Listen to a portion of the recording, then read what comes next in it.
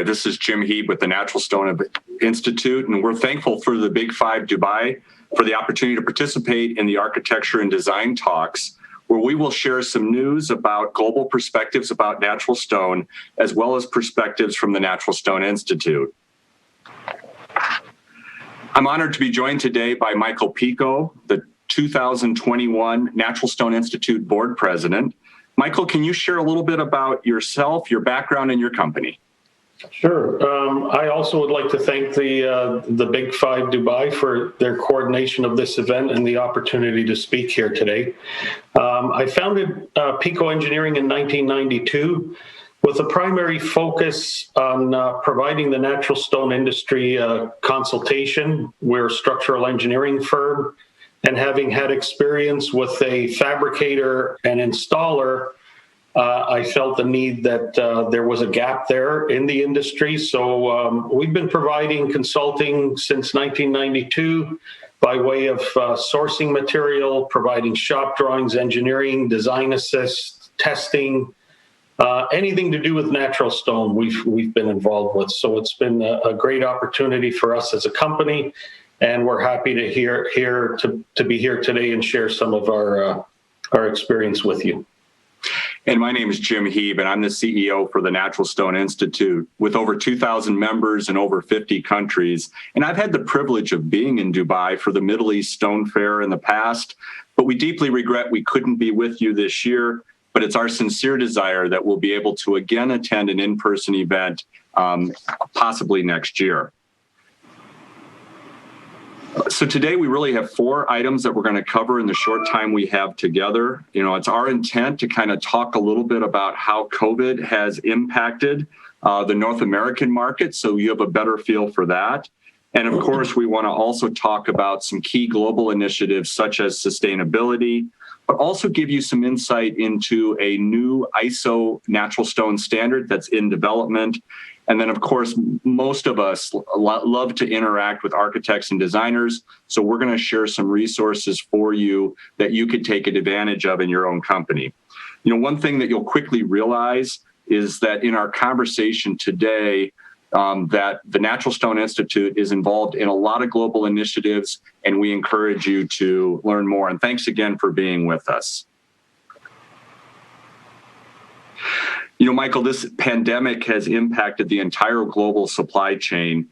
However, since we're both from North America, let's provide some recent perspectives from the North American consumption of natural stone. And, you know, you get a chance to talk as our board president to a lot of industry leaders. What observations can you share?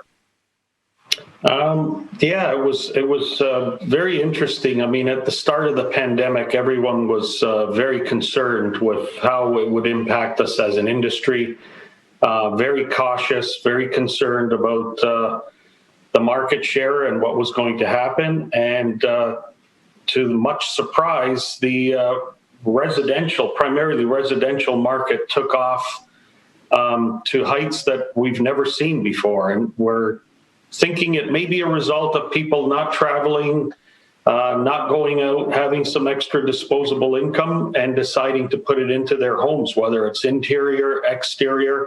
Seemed to be a boom on landscaping, people upgrading their home, creating it more of an outdoor experience, and tons of kitchen work, a lot of kitchen renovations, bathroom renovations. So on the residential side, many of our clients have seen double-digit growth and growth that they've never seen prior. In the commercial side, a little bit more cautious outcome. Really, last year there were a lot of projects put on hold, again, not knowing really what the future was going to hold and how the pandemic was going to impact us. So things slowed down a bit, but we are seeing also a lot of those projects coming back online over the last few months, where, you know, I think there's a little more light at the end of the tunnel now, that a lot of projects are starting to take traction again. And the commercial sector is now getting busy as well. So we're pretty optimistic and excited about the future of our industry. You know, Michael, even with the optimism and the excitement, there are still concerns. Can you share a little bit about some of the concerns you're hearing about? Yeah, there are definitely concerns. I mean, it seems like the work is there. That's not a concern. Contracts are there. That's not a concern. Concern seems to be supply chain for one of them. Getting materials from overseas, getting them delivered on time. So the lead times have increased dramatically. Costs are also an impact that have not probably impacted the end user as of yet, but will have to eventually unless things come back on track. For example, container costs for getting material overseas have, tripled in many cases and even higher in some cases. And labor is also another concern, getting people back to work in the industry and keeping up with the demand and hiring. So these are some of the things that as an industry we're looking and collaborating and trying to work with our partners to see how we can address some of these issues. Yep. And I'd also like to kind of close this part of the learning objectives by saying that the delivery of training resources from organizations like the Natural Stone Institute and others has also changed. For a long time, we had the inability to be able to deliver in-person training, so we shifted to a lot of online training. The net result has been there's now hours of training available to companies from around the globe 24/7 on our Natural Stone University. But also there's optimism that trade shows are starting to open up again. In North America, we had 2 major trade shows open up in June and July. While attendance was lower than a non-COVID year, it is nice to have in-person events coming back. And again, nice to see that the Big 5 Dubai show has also continued back to in-person this year. Michael, some in our attendance may not be aware that there's a growing number of companies, not only in North America, but around the globe that are acquiring an ANSI sustainability standard, and they're using it to educate the design community about how to apply natural stone into their green building objectives. Can you kind of give a high-level overview of what this sustainability standard is all about? Sure. I mean, the Natural Stone Sustainability Standard is quite in-depth, but basically it examines and verifies through a third party numerous areas of stone production, and effectively improving the baseline and environmental performance of stone production, and really looks at things like water consumption, energy consumption, custody and transportation, chain of custody. It looks at chemicals and materials used in the production process. It addresses excess materials and what's done with that. It tries to integrate innovation into the process to create efficiencies. It looks at site management and the way the quarries and fabrication plants are using their site, and also addresses land reclamation at the end of use of a quarry or a site. And another very, very important aspect that it addresses is human health and safety and corporate governance. So we do have a lot of members on board right now, and a lot of members in the process of getting approval through the standard. And, some of the feedback we've been getting from our members is it's really increased the efficiency of their production. They've identified areas where there were gaps that, all in all, they've seen a big improvement in their process by going through this standard and really addressing all the areas of their production. So, Michael, you've talked about a number of the components that are part of the standard. You've talked about how companies that are either have secured the standard or are working towards it, how it's made them a better company. But can you talk a little bit about why sustainability, and particularly this standard, is so important to the design community? Well, I think it's very obvious that, sustainability and, concern for the environment is foremost through the design community right now. Construction is a huge impact on global warming, and architects and designers are focusing on how they can improve that area. And, being in natural stone, I think it's a huge opportunity for us that it is an extremely green material. When compared to other materials, I think we have a big advantage. So collectively, I think as an industry, we really need to reach out to the design community, tell the story, and also create data that we can actually measure against other manufactured products, man-made products. So it's definitely an opportunity for us as an industry to collectively and globally really put our efforts together and really address this, because I think it could be a game changer for the natural stone industry. And let me add that this standard is in fact endorsed by a number of organizations, certainly with LEED version 4 for sourcing raw materials, there's a credit. And also recognize that this standard is being looked at and considered by companies beyond North America. So for all of you that are listening in, we encourage you to learn more. And you can learn more by going to our website, naturalstoneinstitute.org/sustainability. The standard is in fact owned by the Natural Stone Institute, and we work with ANSI in the administration of it. Michael, anything else you'd like to add on the topic of sustainability? Yeah, I mean, we mentioned, measuring and creating data to compare to other products. So, as the Natural Stone Institute, we've actually have full-time dedicated staff to this effort right now. And we have a sustainability committee that is working on developing EPDs, or environmental product declarations, to really compare our natural stone products to other materials out there. So it's important for us to collect this data, create this data, so we actually have numbers that architects and designers can use when selecting products. And I truly believe that we will be at a big advantage when we create all these. And I will say, from an association standpoint, this is something we're certainly encouraging all of the stone associations from around the globe to get behind, and in fact, for the entire global community to support it, because this will be so important, as Michael said, in what the work we do versus man-made stones. So we're going to shift to our third learning objective, and that's the topic of standards. It was just 20 months ago that we learned that the International Standards Organization, or ISO, had created a plan to create a global standard for natural stone, but they were also going to combine man-made engineered stone products into that one standard. We were successful in persuading ISO to separate that effort into two standards. And so, Michael, can you kind of give a little bit of perspective about what we're talking about? Yeah, sure.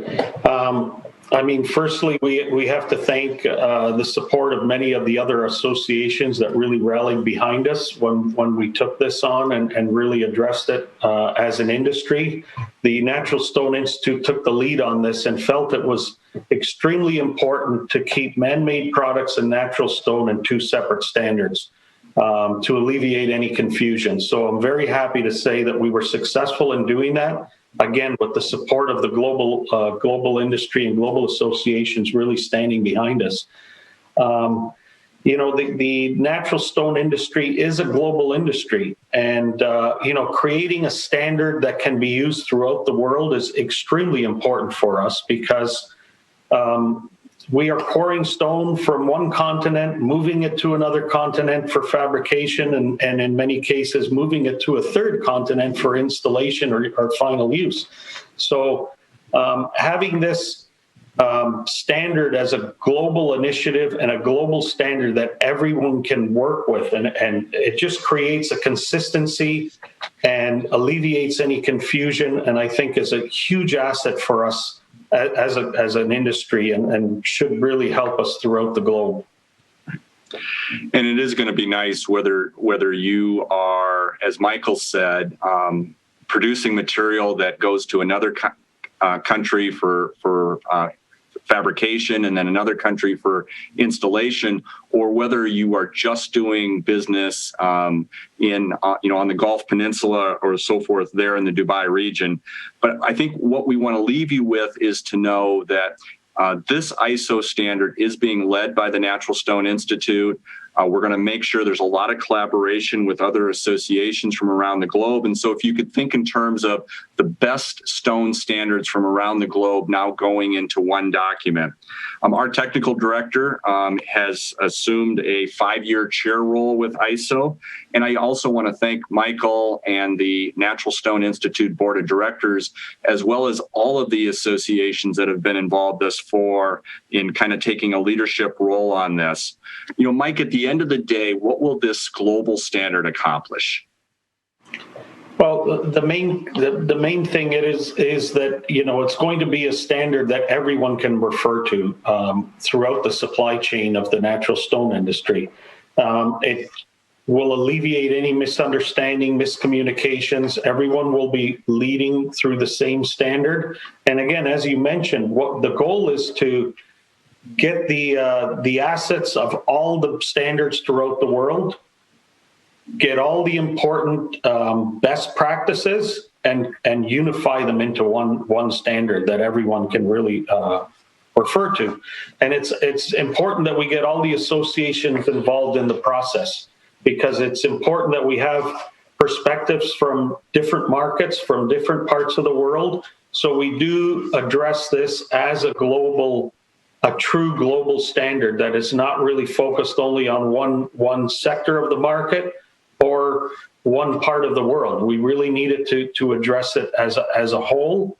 And I think at the end of the day, you know, if it's done properly, and we do have the collaboration of all the associations throughout the world, I think it will save money by cutting costs through improved systems and processes, procedures. This will all be addressed, and reducing confusion, again, between natural stone and what it stands for, and manufactured products and what they stand for. So, you know, we will be reaching out as, you know, leading this effort to associations, and we're looking for the support, because it is also a financial commitment that we're making here. And, you know, the more we can collaborate with the global associations, I think the more we can all benefit from it. You know, I've often said, Michael, as an industry, there's key moments in time where you have a chance to make a difference that will benefit generations yet to come. And this is kind of one of those moments where we as an industry are going to have a chance to create that global standard for natural stone for all the reasons that you articulated. Let me close this part of the conversation by sharing that this effort will take about 3 years to complete, and we're just now in year 1. So at future Big 5 Dubai shows or other trade shows around the globe, we'll be giving updates periodically as best we can. And again, we want to thank all of the stone associations that have gotten involved. And if you at your company, and you're participating in today's session, if you're aware of a stone standard in your country or through your industry association, please make sure that you communicate with them to share those standards so that we do, in fact, get the best practices from around the globe involved. And again, we want to thank everyone for the opportunity to share this. Our fourth and final topic is probably my favorite of the topics we're covering today, because the design community, architects and designers, play such a large role in specifying building products. And of course, we all want to better position natural stone, the most noble building product on the face of the earth. And it is an important initiative for the Big 5 Dubai show as well.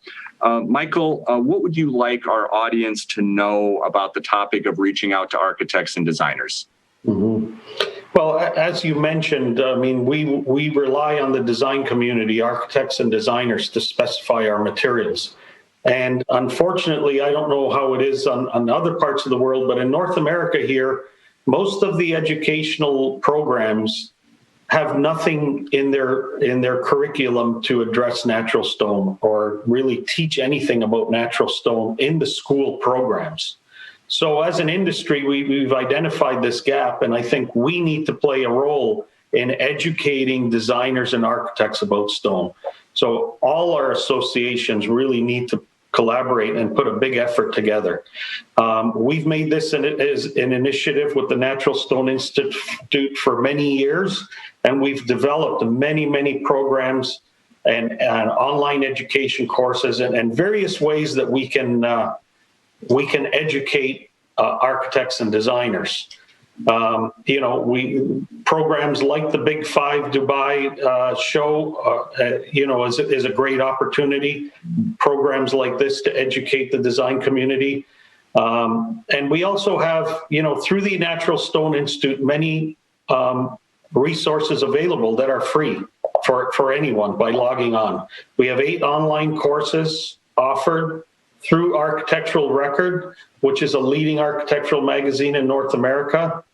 And we can share these courses with your architects in your area.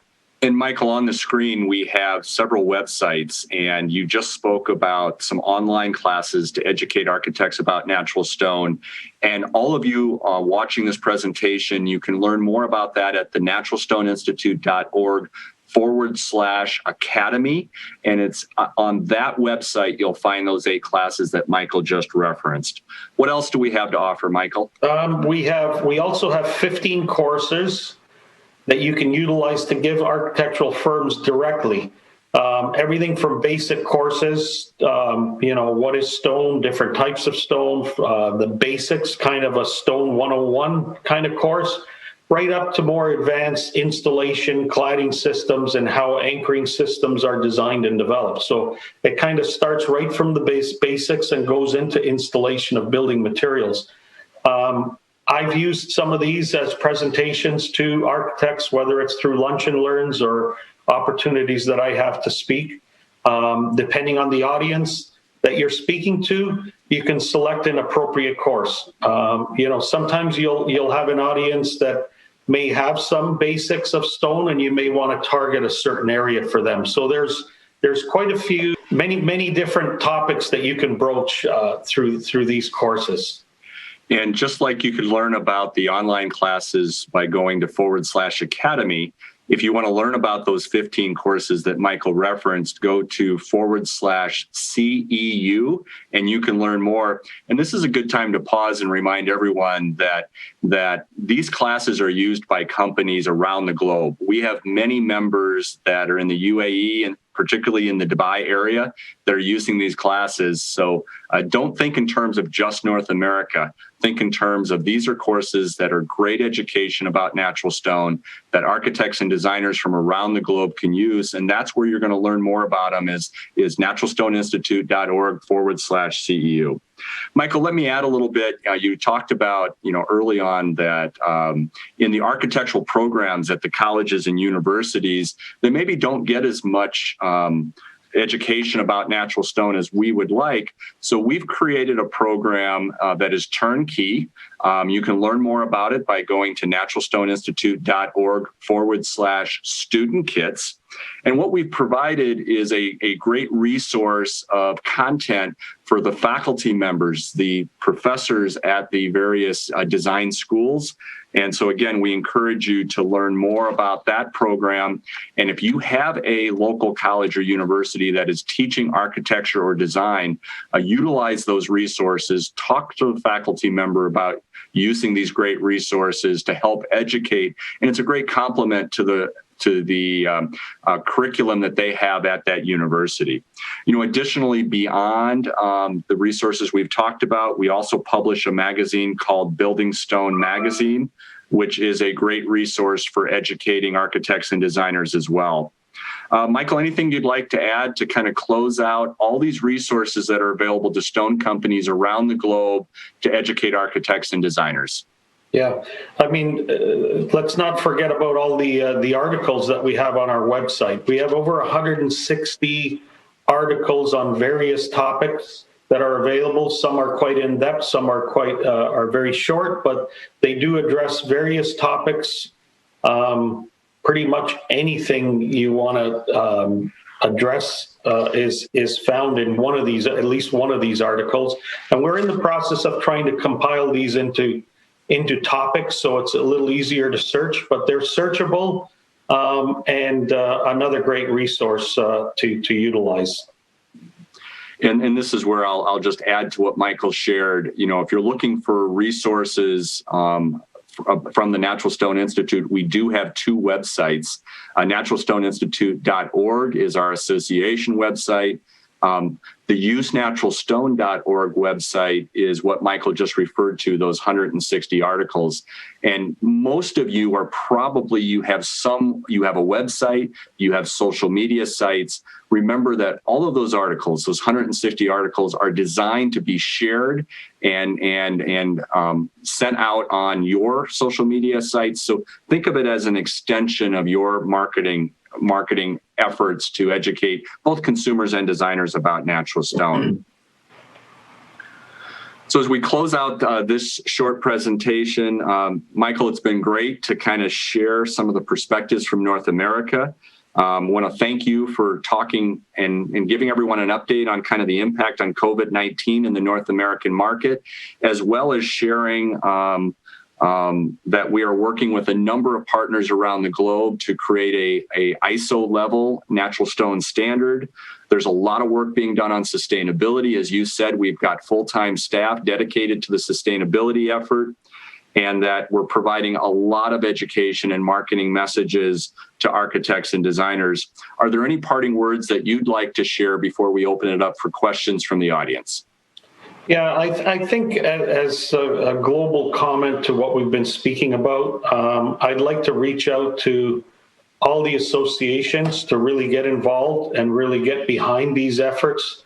The development of EPDs, life cycle assessment, life cost assessments, all these programs that we're working on from a sustainability perspective.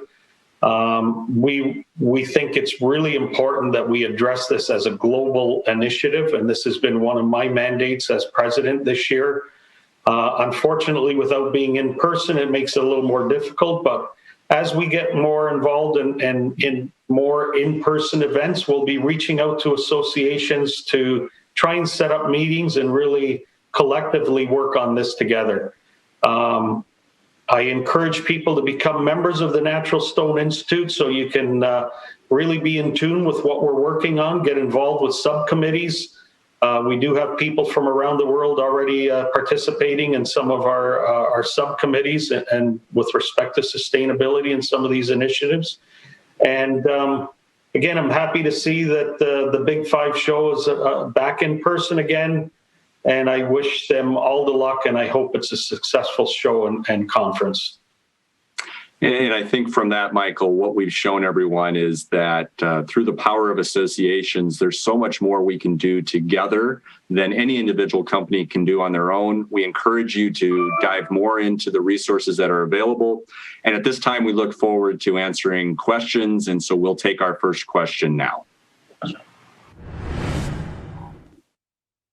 Thank you so much for the presentation, Michael and Jim. Hello, everyone. This is Manali from the Big Five team. Hope you enjoyed the presentation. We will now start our Q&A session. Audience, just a reminder, if you haven't already posted your questions, please do so under the questions tab. The first one I have here is, now that there are new artificial and other materials in the market competing with natural stone, are the architects beginning to look at natural stone in a different way? Thank you for that question. The first thing I want to add is, that we closed our session talking about the importance of what the natural stone industry needs to do specific to promotion and education. And we reminded you that there are a number of great resources available. And Michael did a nice job with that overview, just to kind of highlight the fact that there is a stronger emphasis and certainly a level of importance that the natural stone industry does need to be more aggressive.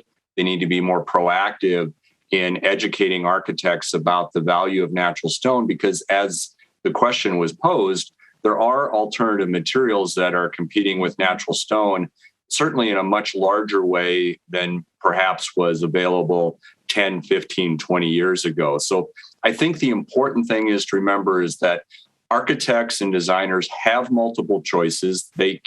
There's many building products that they can select from. So it is important and vital that every company in the natural stone industry say, I need to make sure I'm doing my part in educating and promoting natural stone. And Michael, the good part here is there are lots of resources available. You don't have to start from scratch with a blank piece of paper on where to get started. And Michael, during the presentation, you highlighted some of it, whether it be the student kits for colleges and university faculty, whether it be classes that you yourself want to give, or just the many, many articles that have been written.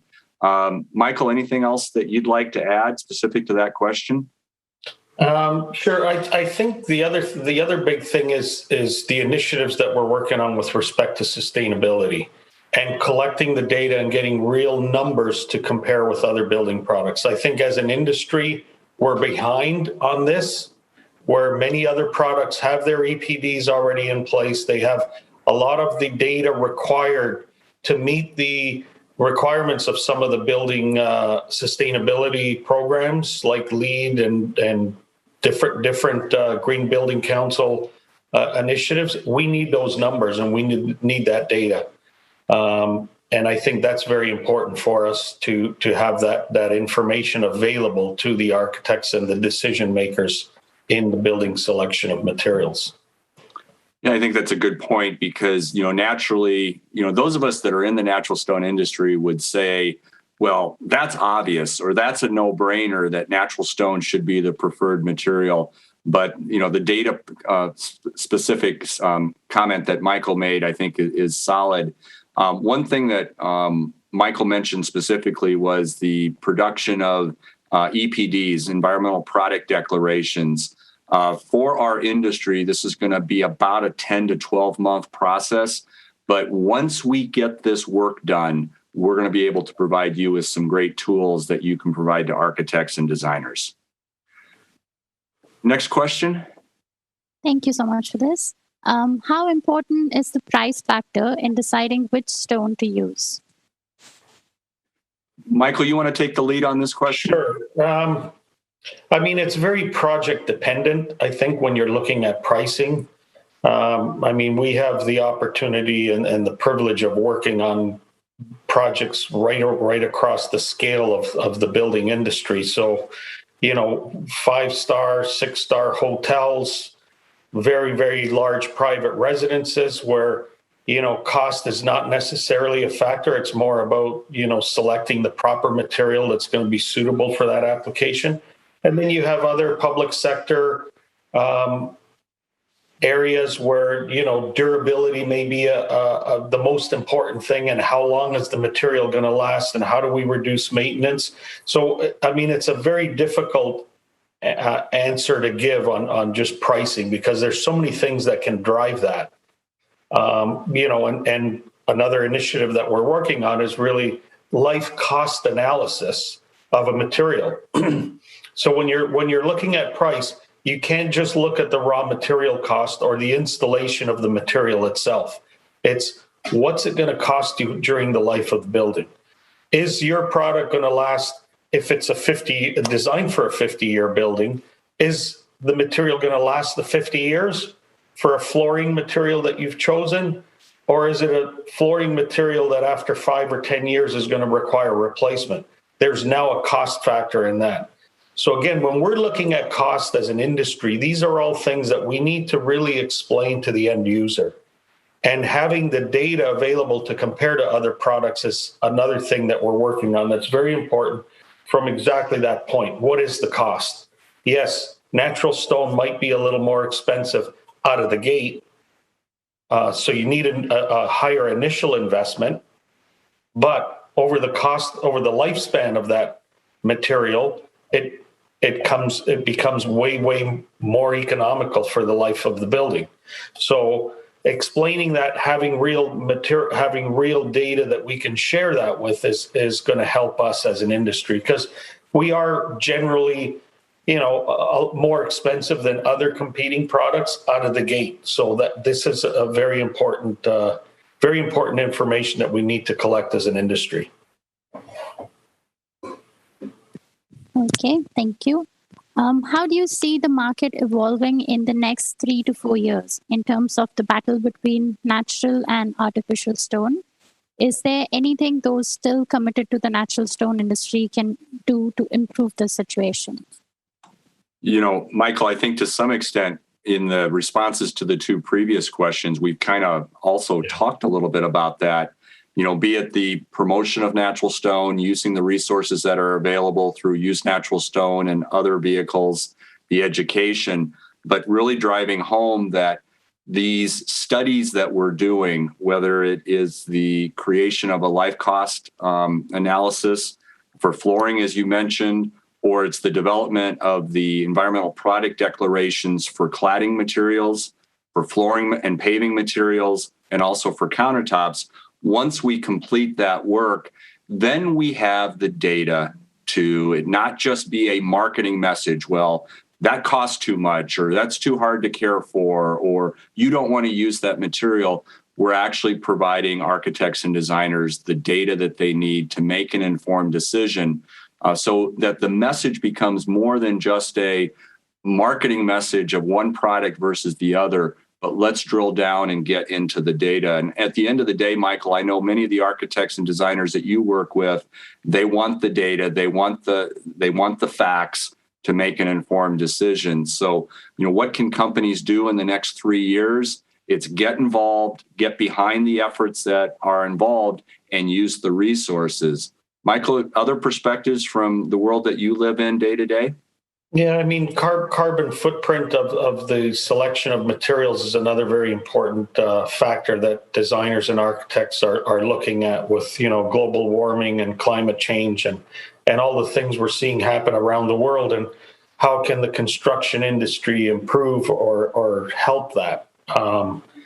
So understanding the carbon footprint and the impact on the environment of the whole production process when comparing to other materials, we believe we have a huge advantage to other competing materials. In many cases, less energy consumption being used, all natural products, and in many of the products out there, it comes out of the earth. It's not really changed other than cut and shape to the use that's required. And at the end of the life, it can go right back to the earth where it came from. So from an environmental impact, we have a huge advantage to many products out there.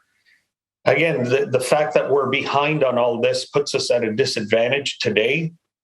With the initiatives that we're working on and the support of the global community, if we rally together and really pool all our resources together to try and accelerate this process as much as possible, will position us in 2 or 3 or 4 years to be a much more beneficial product to the environment.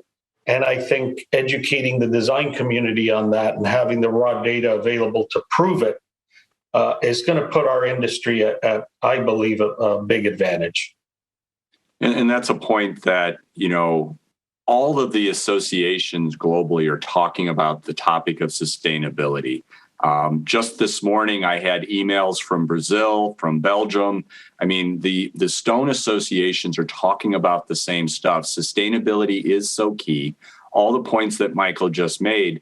But for an industry, now it's not that we're just doing things in North America or just doing things in the EU or just doing things on the Gulf Peninsula, but we really need to work together and collaborate on these initiatives so that we can have a faster impact and make a difference to better position natural stone. So thank you for that question. Thank you so much. We have got one from Sagna here, and she's asking, will the standard include technical specifications of stone from all parts of the world? And will it differentiate stone for aesthetic use and for structural use? So I think one of the things as a kind of a baseline response to the International Standards Organization or the ISO initiative that Michael spoke about is to remember that we are collecting all of the existing standards from around the globe. And in fact, as of this week, there have already been over 192 different standards from countries from around the globe submitted for consideration. And so we're going to be taking the best practices from all the standards around the globe and really elevating them into that one new global standard. In that standard, the scope, the business plan, and so forth, does include first and foremost really getting around the terminology of the stone industry and making sure we're all using the same reference points there. But it will also include some of the elements that you spoke about in your question in terms of installation specifications. And Michael was absolutely right when he presented this earlier today, when he talked about the fact that a stone could be quarried in one country, fabricated in another, and installed in a third country. And that's why it's so vital that we bring all those pieces and parts together, because whether you're doing business in one country or that stone is passing through multiple countries through the supply chain, it is important that we're all working off of the same set of standards, guidelines as well. It's a process right now. We're just in year one, but the points that you made in your question are exactly the points that we're discussing at the global steering committee levels. So thank you for that comment. The intention is, yes, that it will include the elements that you spoke about. And Michael, anything you want to add to that question?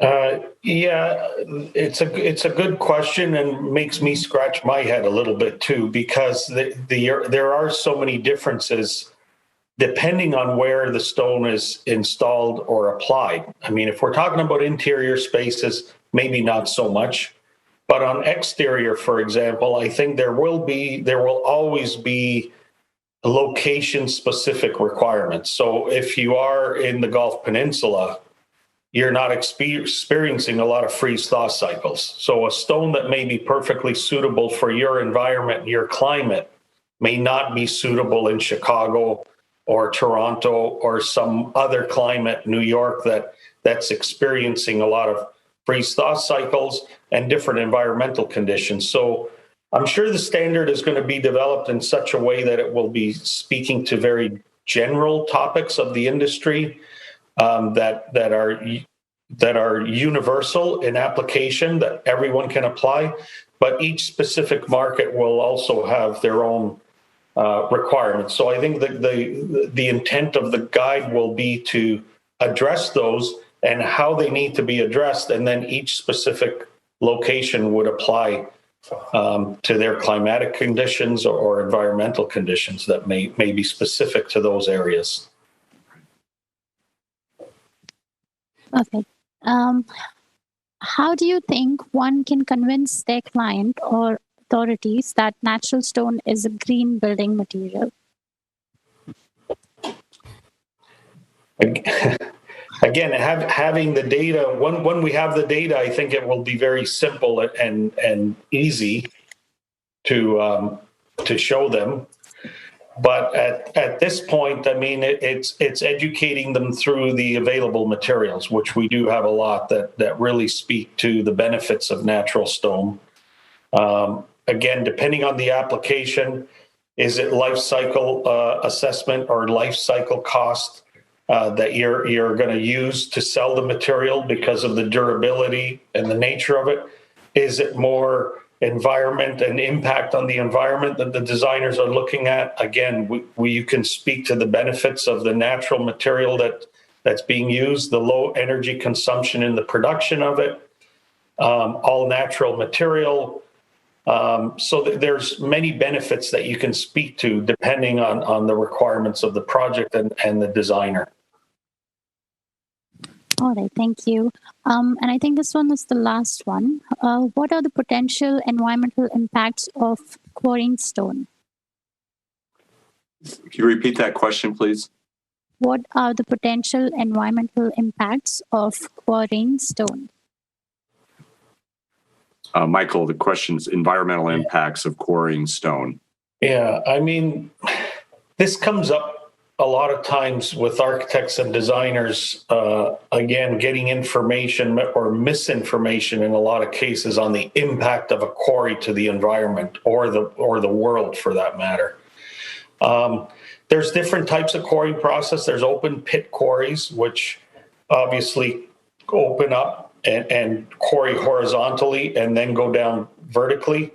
There's quarries that are, a small opening in a mountain and all done inside the mountain. You would, quarries that have been quarrying for hundreds of years, all you would see is a small opening in the mountain. There's no environmental impact other than the roadways going in and out. So, I mean, the impact, when you look at it globally, the impact of a quarry on the earth or the environment is so minuscule.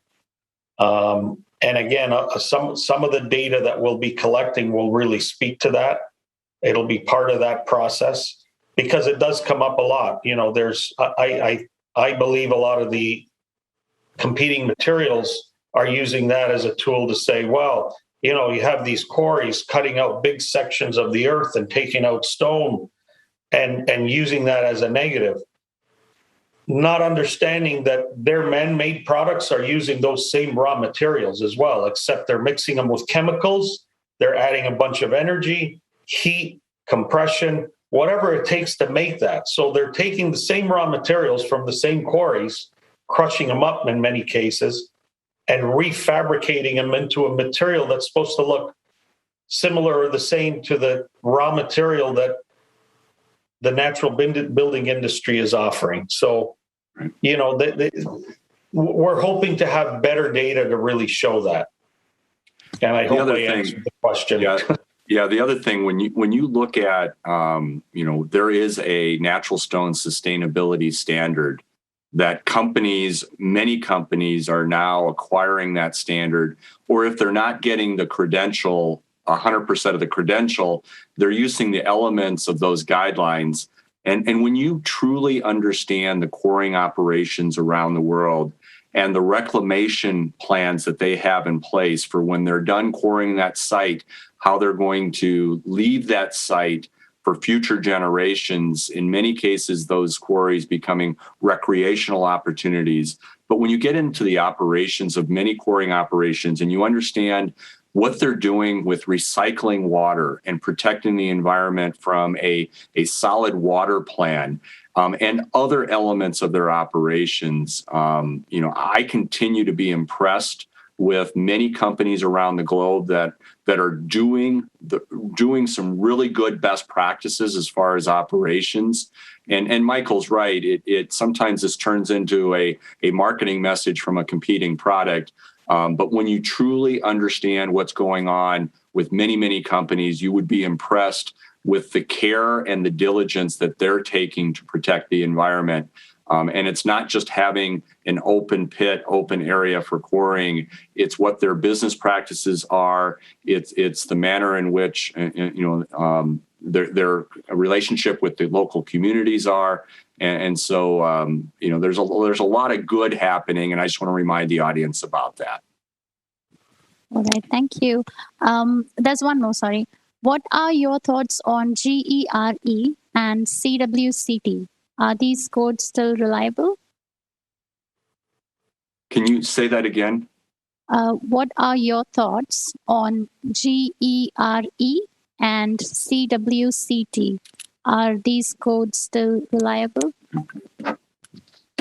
I'm not familiar with those acronyms, actually. I apologize. I'm not familiar with those. That's fine. I'm just going to give a few seconds for the audience to ask questions because I think we have covered most of it. 1 second. While you're giving the audience a few more moments to maybe post some additional questions, I do want to just highlight one other thing is most natural stone companies have some form of social media presence. And while we are working diligently on providing a lot more studies and data to support the advocacy of natural stone, do not forget that in your own marketing efforts for your company, what Michael mentioned earlier, the over 160 articles that have been published by the Natural Stone Institute to promote natural stone, those articles are truly designed for social media. And so I do hope you take the time to learn more about them, to go to usenaturalstone.org and to use those articles as a means to complement your marketing efforts and what you're already posting on social media and your websites. We just got one more. Is there any data? Is there any data way to mining those stones in any area of Earth?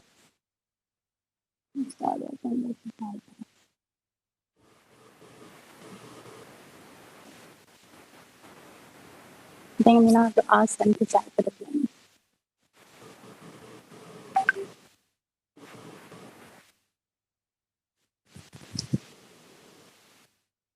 Yeah, I think that was it.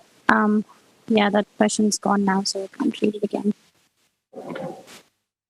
All right, that was it from our side. Thank you both, Jim and Michael, for a great session, and thank you all for joining us today. We look forward to seeing you at the Big Five live in person at the Dubai World Trade Center in September from 12 to 15. Stay safe and goodbye.